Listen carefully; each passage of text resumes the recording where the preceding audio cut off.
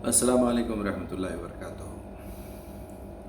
अक्सर सवालात मेरे पास आते रहते हैं, उसमें मेरी पर्सनल लाइफ के बारे में भी सवाल होता। आज भी एक मेरे चाहने वाले दोस्त, मेरे फ़ैन फॉलोइंग्स में से एक भाई ने ये सवाल किया है कि आप दीन का काम भी कर रहे हैं, कुरान पे भी काम कर रहे हैं और गाना भी गाते हैं, गाना सुनते भी हैं, तो एक उंगली अगर आप दूसरी तरफ उठाएंगे तो 3 उंगलियां आपकी तरफ आएंगी। अच्छी मिसाल है ये। तो पहले तो इसको तय कर लीजिए कि ये एक उंगली मैं किस पे उठा रहा हूँ। अगर मैं किसी साहब को ये कह रहा हूँ कि भाई आप गाना मत सुनिए, गाना मत गाइए, और मैं खुद गा रहा हूँ, तो आपकी मिसाल सूट होती।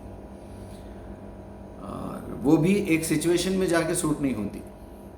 मिसाल के तौर पे एक साहब को टीबी हो गया है, खांस रहे हैं, पूरा सीना जो है उनका वो पूरा सत्यानाश हो गया है, और उनको चेस्ट स्पेशलिस्ट के पास ले जाया जाता है, टीबी स्पेशलिस्ट के पास। तो पूरा मुआयना करके कहता है कि आप सिगरेट हद से ज़्यादा पीते हैं और जिसकी वजह से आपको ये हो गया है। अब आपके ऊपर सिगरेट बिल्कुल सख्ती से मना है, और वो डॉक्टर खुद भी स्मोकिंग करता है। और ये जो मरीज़ है और ये कहे कि डॉक्टर साहब आप खुद सिगरेट पीते हैं और मुझे नसीहत कर रहे हैं कि सिगरेट मत पियो, तो अब वो डॉक्टर का क्या रद्द अमल होगा, आप हर थोड़ी बहुत अक्ल रखने वाला ये बात समझ सकता। चलिए, यहाँ भी फेल हो गया। वरना कोई ये नहीं देखता कि डॉक्टर की डिग्री क्या है, डॉक्टर की शक्ल क्या है, डॉक्टर की दाढ़ी है नहीं है, डॉक्टर कुर्ते पैजामे में है या वो उसका गाउन पहना हुआ है, बल्कि अच्छा खासा सूट उतार के वो एक मामूली किस्म का वार्ड बॉय के जैसा ड्रेस पहन के सर पे कपड़ा बांध के ऑपरेशन करता है। वहाँ पता ही नहीं चलता कौन डॉक्टर है, कौन मेन सर्जन है, कौन एनेस्थीशियन है, कौन मेल नर्स है। सब एक ही टाइप के ड्रेस में होते हैं, मगर वहाँ काम देखा जाता है, नाम, सूरत, शक्ल और कपड़े नहीं देखे जाते। बिल्कुल इसी तरह अल्लाह ताला के पास दिमाग टेस्ट होगा, आपके अक़वाल टेस्ट होंगे, आपका पेट चेक होगा, क्या हलाल खाया था, क्या हराम खाया था, और शर्मगाह चेक होगी, हलाल ज़रिए से ज़िंदगी गुजारी थी या नहीं गुजारी थी। इन सब आमाल के पीछे, इन सब थ्योरीज़ के पीछे नीयत भी देखी जाएगी। इन्नमल आमालु बिन्नियात। वो नीयत, इसी दिमाग की सोच, हमारा अक़ीदा, हमारे दिल की नीयत, इखलास, प्योरिटी के ऊपर डिपेंड है। एक मिसाल मैं आपको और देना चाहूँगा। मिसाल क्या, ये तो बड़ी हकीकत बयान कर रहा हूँ मैं। आपने देखा होगा दुनिया में अक्सर लोग या तो MBBS करते हैं, या इलेक्ट्रिकल इंजीनियर बनते हैं, या इलेक्ट्रॉनिक्स इंजीनियर, या मैकेनिकल इंजीनियर, या एरोनॉटिकल इंजीनियर, या सिविल इंजीनियर। कोई भी एक इंजीनियरिंग करता है बंदा, वो भी अल्लाह अल्लाह करके पास कर लिया, कैसे टेढ़े मेढ़े खिला पिला के, आजकल तो यही चल रहा है, वो कर लिया तो कर लिया। आपकी नज़र में शायद ऐसे लोग बहुत कम होंगे, या आपका उठना बैठना नहीं होगा, या आपकी नॉलेज से बाहर है कि कुछ इंजीनियर्स ऐसे भी हैं जिसके पास 4-4 डिग्रियां हैं। वो वक्त वाहिद में इलेक्ट्रिकल इंजीनियर भी है, इलेक्ट्रॉनिक्स इंजीनियर भी है, कम्युनिकेशन इंजीनियर भी है, सिविल इंजीनियरिंग भी उसने कर रखी है, एरोनॉटिकल इंजीनियर भी है। उसके पास वक्त है, वो अपने वक्त का सही इस्तेमाल कर रहा है, उसको इल्म का शौक़ है। पैसे कमाना, 2 कौड़ी कमाने के लिए, भीख मांगने के लिए वो पढ़ाई नहीं कर रहा है। अपनी रोज़ी रोटी गुजार लेना, या अच्छी लड़की से शादी करना, या इंजीनियरिंग करके अपने बेटे को बेचना, ऐसे 3rd क्लास लोगों की सोच और उनकी मेंटालिटी उसी मुर्गी के भेजे के जैसी रहती। एक आदमी को अगर इल्म का शौक़ है तो ऐसे जो मल्टीपल इंजीनियरिंग करते हैं लोग या पढ़ते हैं इंजीनियरिंग, तो वो उनको साइंटिस्ट कहा जाता है। एक साइंटिस्ट के पास पूरे सिविल इंजीनियरिंग के मेजरमेंट्स, उसके फार्मूले भी उसे मालूम होते हैं, और मेडिकल फार्मूलों से भी वाकिफ़ होता है, बायोलॉजिकल, केमिस्ट्री के, फिज़िक्स के सारे फार्मूलों से वो वाकिफ़ होता है।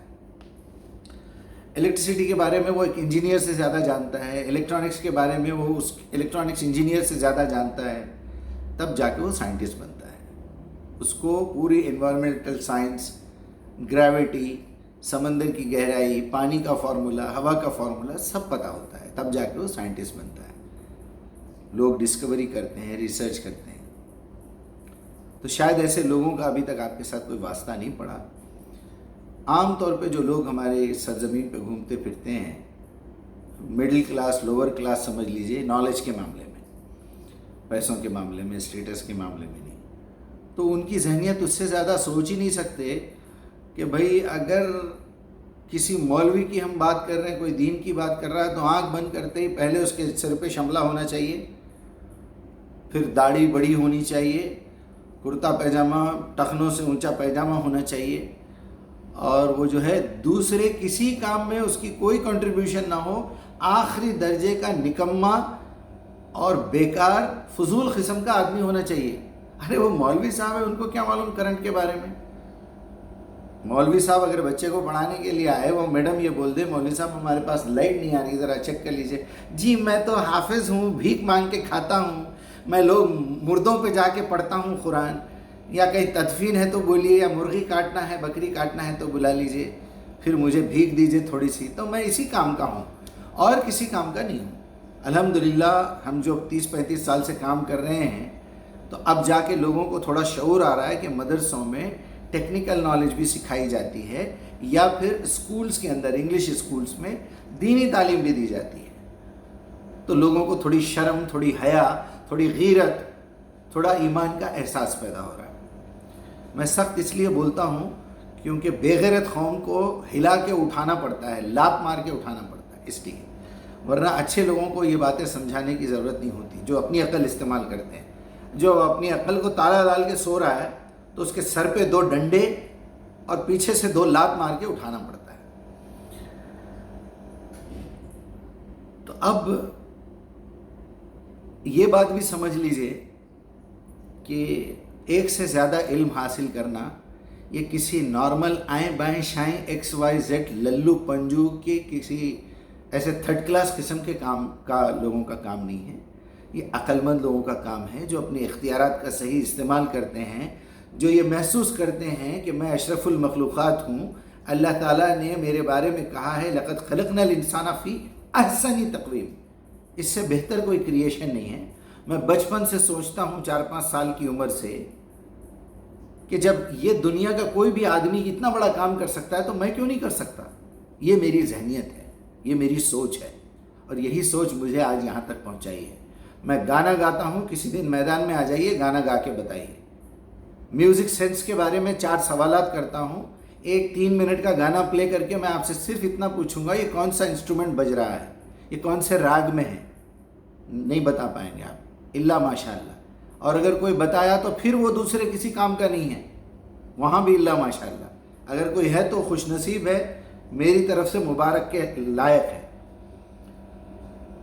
کبھی انجینئرنگ کے سبجیکٹ میں آ جائیے، پھر میں آپ کو بتاتا ہوں الیکٹریکل فارمولے کیا ہے، الیکٹرانکس کے کیا ہے، میکینیکل کیا ہے، سول کیا ہے، میڈیکل سائنسز میں کتنی نالج ہے میری۔ ارے بھائی علم فری ہے آپ کے پاس، اب تو موبائل میں فری ہے، بڑی بڑی بکس جو ہے PDF میں اپلوڈڈ ہیں۔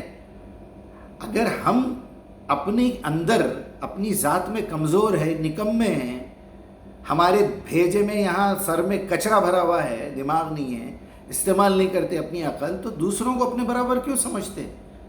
اور الٹا لوگ مجھ پہ طنز کرتے ہیں کہ مجیب صاحب آپ جو ہے اپنے آپ کو بہت ترمخا سمجھ رہے ہیں، آپ مسلمان ہو گئے تو ساروں کو کافر سمجھ رہے ہیں۔ میں کافر نہیں سمجھ رہا ہوں، میں غیر مسلم سمجھ رہا ہوں، جاہل سمجھ رہا ہوں، جس کے پاس انفارمیشن نہیں ہے، پلین پیپر سمجھ رہا ہوں میں لوگوں کو۔ جتنا بھی علم ہوگا بیچارے کے پاس، آرام سے سمجھاتا ہوں، نہیں سمجھے تو ذرا ہلاتا ہوں، پھر میرے ڈگریز بڑھتے جاتے ہیں۔ اور یہی طریقہ صحیح ہے، قرآن بھی اسی طریقے سے کبھی سمجھاؤ، کبھی ڈانٹو، کبھی مجادلہ کرو، پھر کبھی جو ہے ان کے ساتھ بات کرو، وجادلوا باللتی ہی احسن، اچھے طریقے سے مجادلہ کرو، پھر آخری میں مقاتلہ کرو۔ یقتل فی سبیل اللہ اموات، قتل۔ تو میرے بھائی آپ لوگ برا مت مانیے، میں ذرا سختی سے بولتا ہوں تاکہ لوگوں کے تھوڑے سے پردے کھلے، اور پردے بھی اسی کے کھلتے ہیں جس کی عقل، جس کے ضمیر کے اندر تھوڑا سا بھی جو ہے معیار ہو، انسانیت ہو، وہ یہ سوچتا ہے یار بندہ سخت بول رہا ہے لیکن سچ تو بول رہا ہے نا. یعنی جب اپنی کمزوری دور نہیں کر سکتے تو دوسرے کی اچھائی کو خراب کرنے کی کوشش کرنا. اب یہ تیسرا پوائنٹ بول کے میں اپنی بات کو ختم کرتا ہوں. اگر آپ یہ بات کسی ایسے پس منظر میں کہہ رہے ہیں کہ گانا حرام ہے تو پہلے اپنے دماغ کا علاج کرائیے، اپنے بڑوں کے دماغ کا علاج کرائیے، اپنے مسجد کے امام صاحب کے دماغ کا علاج کرائیے. جس نالائق آدمی کی کتابیں آپ پڑھتے ہیں، اگر پڑھتے ہیں تو اس نالائق آدمی کی کتاب کو ردی میں پھینک دیجئے اور یہ سارے کام چھوڑ کے سب سے پہلے قرآن پڑھیے، سمجھیے. کم سے کم روز ایک پارے کا ترجمہ سن کے ایک مہینے میں 30 دنوں میں 30 پاروں کا ترجمہ سن لیجئے اور پین پیپر لے کے بیٹھیے کہاں پر اللہ تعالیٰ نے کن چیزوں کو حرام کیا ہے. یہ اختیارات صرف اللہ کے پاس ہے، کس کو کہاں پیدا کرنا ہے، کب پیدا کرنا ہے، اس کا رزق، اس کا جوڑا، اس کی موت کب آنے والی ہے، قیامت کب آنے والی ہے، کس کی مغفرت ہوگی، کس کی نہیں ہوگی، کون جنت میں جائے گا، کون جنت میں نہیں جائے گا، دنیا میں کیا چیز حلال ہے کیا حرام ہے. یہ نبی کو بھی اجازت نہیں ہے. پوری قرآن پڑھیں گے تو سمجھ میں آ جائے گا. سورہ تحریم کی ابتدا یہاں سے ہے. اے نبی، جس چیز کو اللہ نے آپ کے لیے حلال کیا ہے، آپ کون ہوتے اس کو حرام کرنے والے اپنے آپ پہ؟ وہاں احقاف میں بتا رہا ہے ان سے کہہ دیجئے قل ما کنت بدعا من رسولی، میں کوئی نیا نرالا رسول نہیں ہوں. ما ادری ما یفعل بھی، میرے مرنے کے بعد میرا کیا ہونے والا ہے، کل میرے ساتھ کیا ہونے والا ہے مجھے پتہ نہیں ہے. کب میری موت آئے گی، میری مغفرت ہوگی نہیں ہوگی، میں جنت میں جاؤں گا نہیں جاؤں گا. میں خود اللہ سے راتوں میں اٹھ کے رو کے دعا کرتا ہوں کہ یا اللہ مجھ سے اگر کوئی خطا ہو جائے، کوئی کمزوری رہ جائے تیرا پیغام پہنچانے میں تو مجھے معاف کر دے. یہ ہمارے نبی کا اسوہ ہے. یہاں تو شان سے ٹانگ پسار کے سو رہے ہم لوگ. تو میرے بھائی یہ باتوں کا خیال رکھیے اور آپ کو یہ اچھی طریقے سے معلوم ہونا چاہیے کہ نہ میوزک حرام ہے، نہ شاعری حرام ہے، نہ گلوکاری حرام ہے، نہ ایکٹنگ حرام ہے، نہ مصوری حرام ہے. یہ 5 چیزیں بالکل گاڈ گفٹڈ ہے. اس کا استعمال غلط ہو سکتا ہے. آپ گندے گانے گائیں گے، اپنا ٹائم ویسٹ کریں گے، اپنے فرائض سے جو ہے منہ موڑ لیں گے، اللہ کے حقوق نہیں ادا کریں گے، بندوں کے حقوق ادا نہیں کریں گے. گانوں میں لگے ہوئے ہیں تو پوری زندگی آوارہ گردی میں گزر رہی. لوگ پتے کھیل رہے ہیں، کوئی ڈومنا کھیل رہا ہے، کوئی کچھ کر رہا ہے، رات بھر لگے ہوئے ہیں، دن بھر سو رہے ہیں.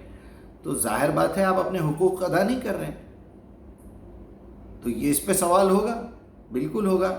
پھر شراب کی محفلیں اگر چل رہی، کہیں پر ناچ گانا ہو رہا ہے کہیں پر، تو وہ عیاشی کی کیٹیگری میں جائیں گے تو ہوگا. ورنہ اللہ تعالیٰ نے آپ کو گلا دیا ہے، سر دیا ہے، سر کی سمجھ دی ہے، تو you are a talented person. اللہ تعالیٰ نے آپ کو ایک ٹیلنٹ دیا ہے، گفٹڈ ہے آپ. اس کا صحیح استعمال کیجئے، اس کا اجر ملے گا آپ کو. لوگوں کو انٹرٹین کریے، اس انٹرٹینمنٹ کے چینل سے آپ ان کو دین کی طرف لائیے، تو مانے جائیں گے آپ مومن، مسلمان، ایک پرفیکٹ مومن مانے جائیں گے. ورنہ میرے بھائی اس طرح کی باتیں کرنا اور الزام لگا دینا، اچھا کیا آپ نے، وہ کیا آپ نے، تبھی تو آج اتنا سننے کو مل رہا ہے نا. تاکہ اپنا جو کریکشن ہو جائے، جو بھی مسٹیک ہے، جو بھی وائرس یہاں پر ہے وہ وائرس ٹھیک ہو جائے. اللہ تعالیٰ سے میری التجا ہے کہ میں نے جو کچھ بھی کہا ہے اس میں سے جو باتیں سچ ہے وہ ہمارے آپ کے سب کے دلوں میں بٹھا دے، سیو کر دے. اور اگر کوئی مجھ سے غلطی ہوئی تو اللہ بھی معاف کر دے. آپ لوگوں سے بھی میں معافی چاہتا ہوں اگر کسی کے دل کو برا لگا.